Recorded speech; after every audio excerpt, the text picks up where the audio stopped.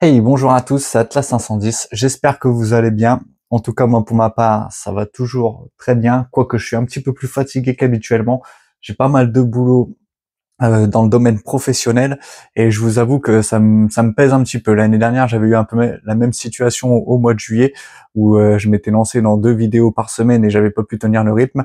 Là, je vous avoue que j'ai un peu de mal à vous sortir une vidéo, à trouver un sujet, un deck ou bien une ouverture, parce que j'avoue que Yu-Gi-Oh en ce moment ça me passionne pas tellement. Je suis pas trop fan de la méta, jouer Rezeal, Malice.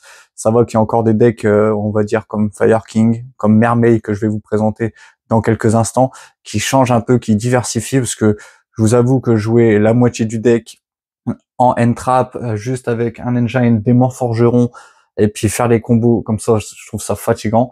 J'aime les decks, on va dire, comme vous le savez, avec un peu de caractère, des choses qui sortent de l'ordinaire, des cartes qui sortent de l'ordinaire.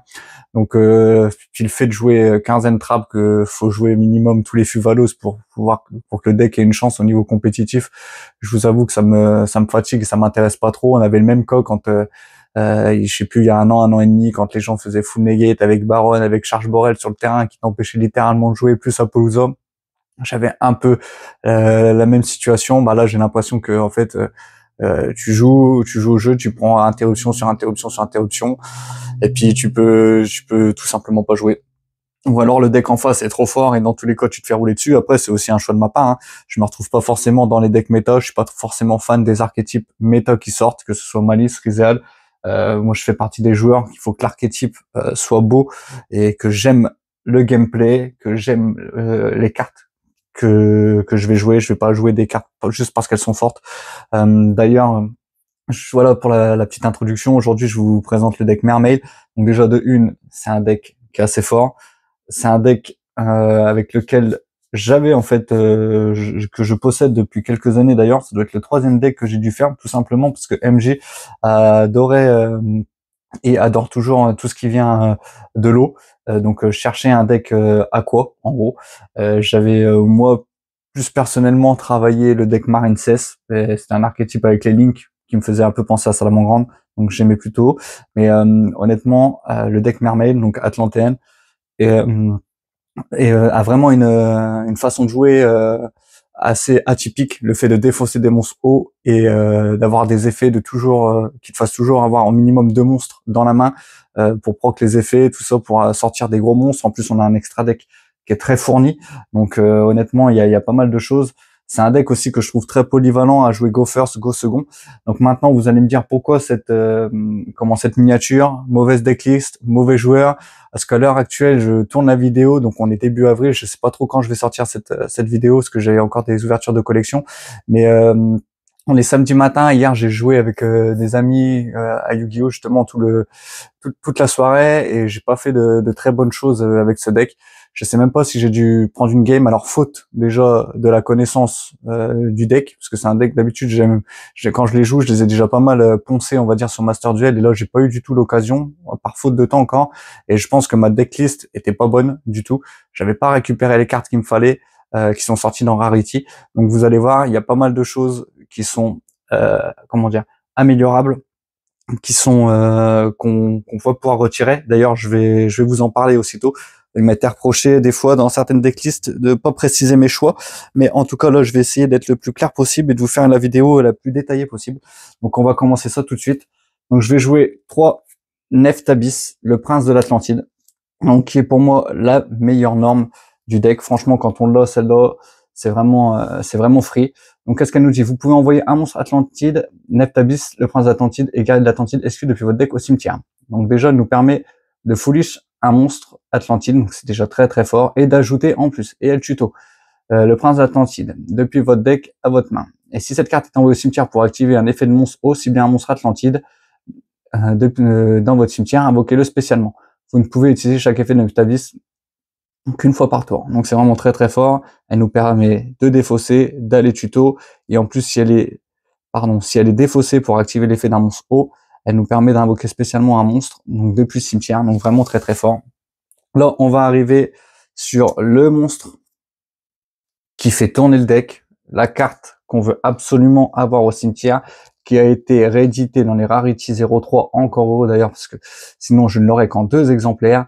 Donc c'est simple, le premier effet est tout à fait basique. Tous vos monstres serpents de mer de max niveau 3 peuvent attaquer directement. Pourquoi pas sur un effet au time, ça peut être intéressant. Mais surtout, si cette carte est envoyée au cimetière pour activer un effet de monstre, ajoutez un monstre serpent de mer depuis votre deck à votre main. Donc là c'est fort. Vous allez me dire, mais pourquoi c'est fort? C'est une carte qui est pas qui est pas une fois par tour. Donc du coup, dès qu'elle est envoyée au cimetière, on peut aller tuto un serpent de mer. Donc c'est vraiment très très fort dans ce deck-là, étant donné qu'on joue que des serpents de mer, des monstres aqua et des poissons. Donc c'est vraiment très très fort. Derrière, on va jouer 3 escouades de l'ombre sirène mur. Donc ça, c'est le nouveau support qui était sorti dans Rota. Donc en ultra rare. Donc elle, qu'est-ce qu'elle dit? Ça va être notre machine à faire des X6 de rang 7. Vous pouvez défausser une carte au cimetière jusqu'à la fin de ce tour. Les monstres hauts que vous contrôlez actuellement deviennent de niveau 7. Donc très pratique, vous allez voir dans l'extra deck, on a des X6 de rang 7 qui sont très très fortes. Et si cette carte est envoyée au cimetière pour activer un effet d'un monstre haut, invoquez spécialement un monstre Atlantide de max niveau 4 depuis votre deck. Et aussi, vous ne pouvez pas invoquer spécialement de monstres hauts depuis l'extra deck le reste de ce tour. Vous ne pouvez utiliser chaque effet d'escouade de l'ombre sur mur qu'une fois par tour. Une carte très très importante pour nos X6 et pour pouvoir derrière faire des invocations et toujours proc les effets. Le fait de défausser, c'est toujours très important dans Sirène Mur. Donc très très fort pour son effet d'invocation de niveau 4. Derrière, on va jouer 3 Renabis de l'Atlantide. Donc c'est une carte qui est magnifique en secrète, en plus de niveau 3, un monstre aqua. Cette carte est toujours traitée comme une carte Sirène Mur.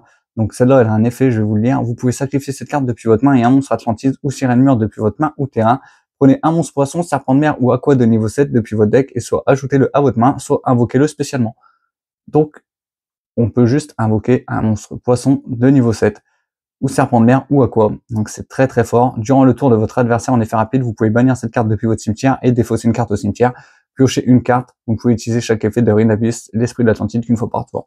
Donc elle nous permet d'invoquer un monstre de max niveau 7, poisson, serpent de mer ou aqua, et en plus elle nous permet de piocher. Donc c'est très très fort. Là, derrière, la carte que je joue qu'en x1 parce que je la possédais qu'en x1, mais vous inquiétez pas, depuis j'ai passé une petite commande card market étant donné que cette carte a été rééditée dans les Rarity Collection 4. Donc cette carte là, avant, bien sûr, j'en ai pas parlé, la ban du requin Bahamut, parce que celle-là c'était free en fait. On pouvait l'invoquer, faire des X64, invoquer le requin Bahamut, invoquer Todd, et on avait 2 negate sur le terrain, donc très très fort à passer. Aujourd'hui, elle est toujours aussi efficace, on peut la faire avec des X64.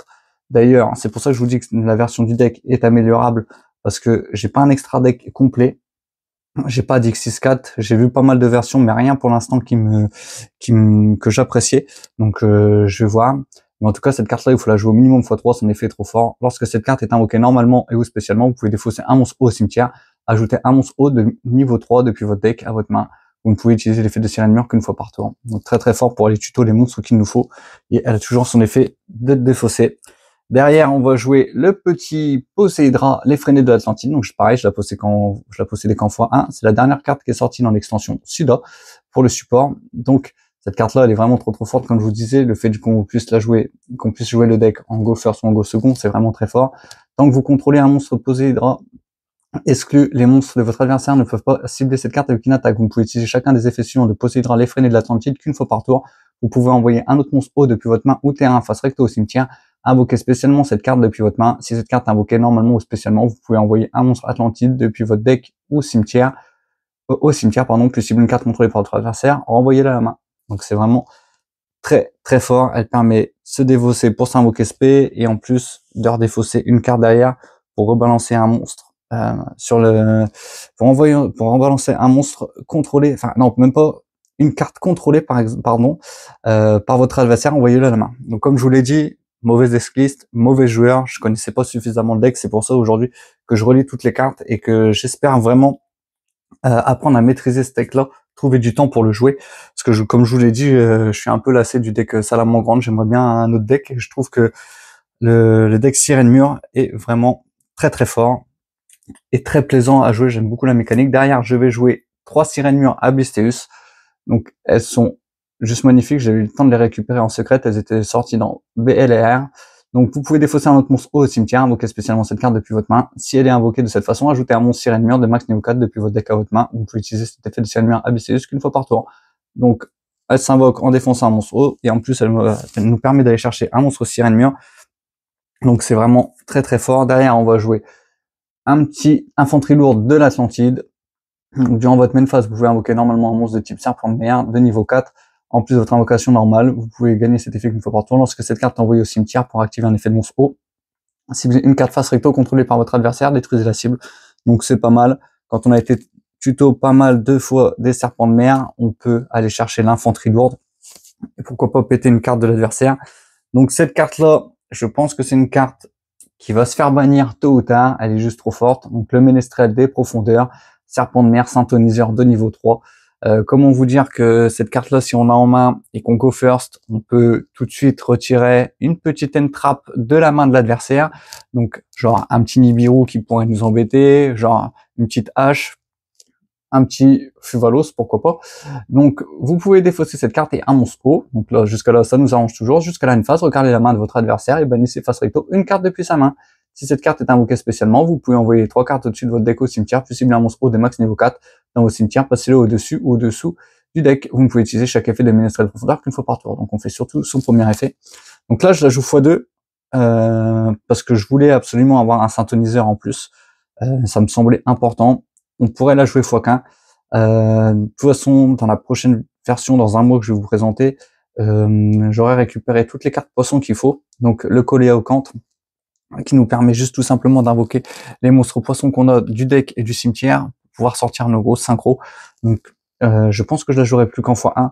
J'ai voulu l'optimiser pour la toucher rapidement en main, pour l'avoir en main de départ. Donc je pensais la jouer en x2, mais honnêtement, je pense qu'on peut largement la tuto très rapidement pour vraiment vider la main de l'adversaire. Donc je pense que la jouer en x1, ça suffit.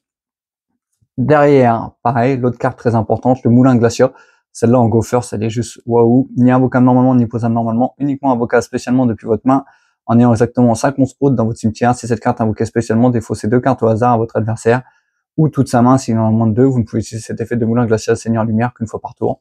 Celle-là, elle permet juste de vider la main adverse. Donc avec elle, on retire une carte, avec elle, on retire 2 cartes. Donc c'est très très fort quand l'adversaire ne commence qu'avec 2 cartes en main. S'il a que des entraps, c'est compliqué de lancer ses combos. Derrière, je vais jouer la petite statue barrière du tonnerre. Donc c'est une carte que je pensais pouvoir sortir rapidement. Mais honnêtement, j'en suis pas si fan. Je peux la sortir avec l'insynchro ou je peux l'invoquer SP avec l'esprit Renabis, pardon. Avec cette carte-là. Mais honnêtement, je pense plus la sortir avec la synchro, mais c'est vraiment très fort en go first. Après, vous allez voir, j'ai une autre carte, pareil, pour gêner l'adversaire, qui est à peu près dans le même esprit que la statue barrière. Derrière, je vais jouer un Aguirine Ran Jet Glace. Donc celle-là, elle permet de s'invoquer SP. Et surtout, elle nous permet de sortir des grosses synchros de niveau 10. Parce que quand elle invoque SP, on peut invoquer un jeton de niveau 3. Aqua haut, et du coup, vu qu'elle est synthoniseur, partir sur une synchro 10, et vous allez voir, je joue une synchro 10 très très forte. Derrière, on va jouer Réo, le général de la barrière de glace. Donc celle-là, c'est l'abri du deck. C'est un peu comme la statue barrière du torrent, sauf que elle, on peut l'invoquer en norme. Elle, c'est un monstre à un sacrifice de niveau 6, mais par contre, celle-là, on peut l'invoquer grâce à notre synchro que je vais vous présenter tout de suite. Donc, lorsqu'un effet de monstre de votre adversaire actif sur le terrain est résolu, il doit défausser une carte ou l'effet est annulé. Donc, soit il défausse et l'effet passe, soit son effet est annulé. Donc, c'est vraiment très très fort. Quand on a go first, qu'on a mis cette carte-là sur le terrain, qu'il a que 3 cartes en main parce qu'il vient d'empocher, qu'il doit faire l'effet et défausser pour que son effet passe, franchement, ça laisse à réfléchir et généralement on win direct là-dessus. Voilà pourquoi je pense que ces deux cartes, elles rentrent un peu en conflit. Je pense que c'est deux briques. Je préfère le Réo général de la barrière de glace, parce qu'avec l'Aiguirine Jet de glace, on peut le faire grâce à la synchro. Après, à voir. Il faudra que je tente. Mais en tout cas, dans la prochaine version, j'aurai plus que soit l'un, soit l'autre. Ça, c'est une certitude. Derrière, je vais jouer un 1 pour pour aller tuto Neptabis, le prince des océans, donc la première carte que je vous ai dit, le prince de l'Atlantique, pardon, que je vous ai dit. Derrière, un petit pic Abyss Triano, très bonne carte qui permet de nous réinvoquer SP un monstre et de s'équiper Donc c'est vraiment très très fort. En plus, on peut la chercher avec la ligne que 3. Derrière, je vais jouer le petit plumeau d'Amarpi pour néguer tout ce qui est magie piège de l'adversaire. Derrière, on va jouer des Entrappes, forcément 3 floraisons de cendres, 3 ogres fantômes. Donc ça, c'est parce que je savais que mes amis allaient jouer yeux bleus pour péter le terrain ou pour péter la piège véritable lumière, je crois, qui fait un avantage certain pour yeux bleus. Donc je voulais absolument la rentrer. Donc 3 Ghost Orc, je trouve ça très bien. 3 Nibiru, pareil. J'ai un ami à moi qui joue héros. Bah, si vous placez Nibiru au bon moment, bah c'est juste end phase. Le tout est de savoir quand placer la petite end trap qui va faire mal, bien sûr. Le petit Nibiru, c'est souvent que je joue aussi dans Salamandre, c'est souvent que j'ai joué le jeu, que j'ai joué Salamandre, que je n'activais pas Nibiru au bon moment. Et du coup, il arrivait quand même à partir avec son board héros. Mais là, en l'occurrence, ça a été assez... ça a été une fin de tour, je crois, presque aussitôt. Derrière, je vais jouer 3 Imperm et un petit appel de lettre hantée. Donc voilà pour le main deck, comme je vous l'ai dit, j'en suis conscient, il est perfectible. N'hésitez pas à me dire dans les commentaires. D'ailleurs, n'hésitez pas à me dire dans les commentaires si ça sert à rien que je m'acharne sur ce deck, si ce deck est mort pour vous après la banlist. Je vais jouer un petit Sirène Abyss Street. Donc, c'est une X6 de rang 3. Durant le tour de chaque joueur, lorsque votre adversaire cible un monstre, Sirène Mur face recto que vous contrôlez avec une attaque ou un effet de magie piège qui aurait pu cibler cette carte, vous pouvez détacher un matériel X6. L'attaque et l'effet cible désormais cette carte. Lorsque cette carte est détruite et envoyée au cimetière, vous pouvez cibler un monstre Sirène Mur dans votre cimetière, invoquer spécialement la cible. Donc, ça peut toujours être pratique. Ça nous fait un petit X6-3 à sortir. Là, on va jouer un Poséidra, donc 3 monstres de niveau 7, mais qui peut s'invoquer sur une X6. Donc une fois par tour, vous pouvez aussi invoquer par X6 Poséidra, le Seigneur des Abysses d'Atlantis, en utilisant un monstre X6 Atlantis ou Sirène Mur que vous contrôlez à cette carte. Une fois par tour, vous pouvez détacher 2 matériels de cette carte, puis envoyer un monstre haut depuis votre main ou deck au cimetière. Envoyez max 3 cartes contrôlées par votre adversaire. Donc elle nous permet de défausser et de renvoyer 3 cartes de l'adversaire. Donc c'est vraiment très très fort. Quand on go second, on peut vite nettoyer le terrain. Si on a lui, si on a fait l'effet de Poséidra avant qui est passé, franchement c'est top. Et là, attention, parce que je crois que je tiens à l'une des cartes les plus chères, le petit Sirène Mur Abyss Gaios en ultimate, bien sûr. Donc c'est juste la carte magnifique. Vous allez me dire, Alexis, t'aimes bien jouer pour budget. Et là, je vous avoue quand même que cette carte-là, je crois qu'elle doit coter à 90 €.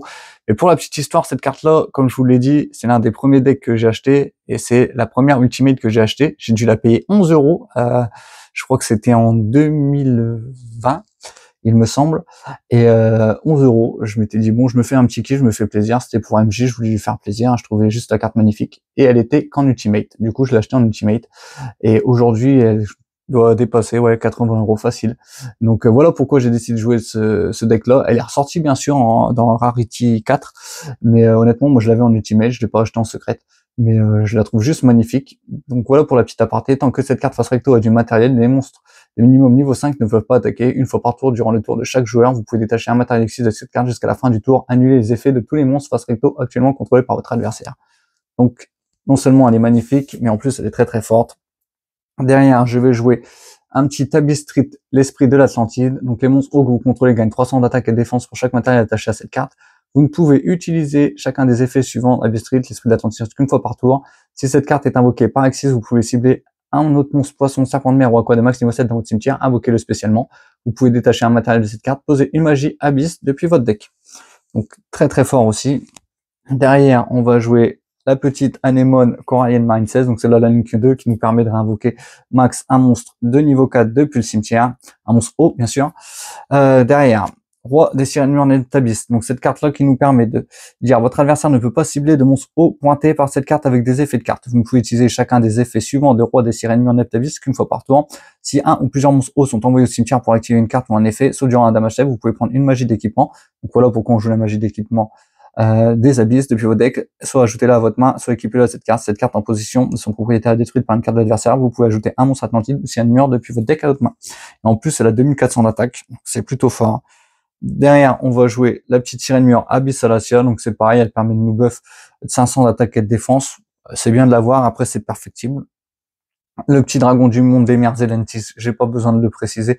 C'est vraiment parce que c'est un monstre serpent de mer et qu'il est de type eau, donc que je le joue. Après son utilité, honnêtement, c'est perfectible. Derrière, je vais jouer bien sûr le dragon, je ne vois pas très bien le titre, lanceur dragon ancestral de la montagne de glace, donc qui elle nous dit qu'une fois par tour, si votre adversaire invoque spécialement un ou plusieurs monstres durant un damage step, vous pouvez invoquer spécialement un monstre barrière de glace depuis votre deck. Voilà pourquoi je joue Réo avec le Aegirin Jet Glace. On peut la réaliser très facilement. On invoque le général, ça nous fait un monstre à 3300.